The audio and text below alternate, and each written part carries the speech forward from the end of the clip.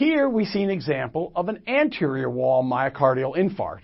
Notice that there's ST elevation in all of the 6 precordial leads, a little bit in V1 and a little in V6, but really very impressive, huge ST elevation in leads V2, V3, V4, and even pretty impressive in V5. These very high ST elevations, almost 10 millimeters in size, these have sometimes been called tombstone changes. Why? This is a very, very dangerous myocardial infarct. It's an occlusion, very likely proximal of the left anterior descending coronary artery. A huge amount of heart muscle is threatened. This is a real big emergency. Off to the cath lab as fast as possible and open up the LAD again. So this is a very nasty anterior MI. Here's another one, not quite so nasty. You'll notice ST elevation in leads V1, V2, and V3, and also in AVL. So that suggests that there's a certain lateral component to this. So possibly this is a LAD that has branches in the lateral wall, or it may be even an involvement with the left circumflex and the left anterior descending.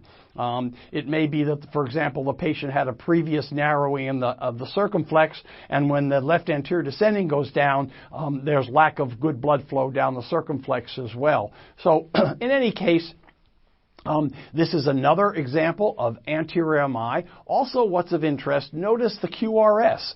Look at the QRS, particularly in leads V1, V2, and partly in V3. There's a Q wave. The QRS starts with a Q wave, starts with the hole in the heart that's electrically gone. And you'll notice also that there's a QS pattern in lead AVL. Same thing, that this is telling you that there's myocardium that's no longer depolarizing.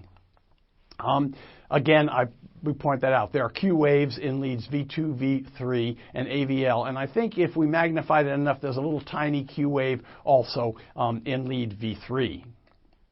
So here's some unknowns. Look at this EKG. I'll tell you a clue to start with. There's a myocardial infarct here. Tell me where it is.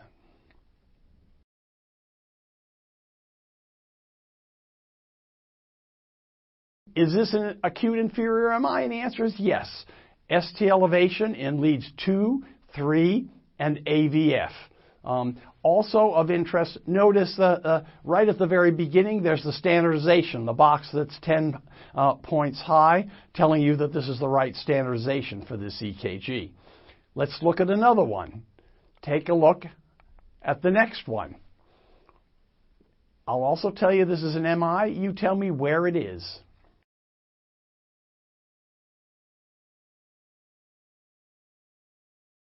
Is this an acute anterior?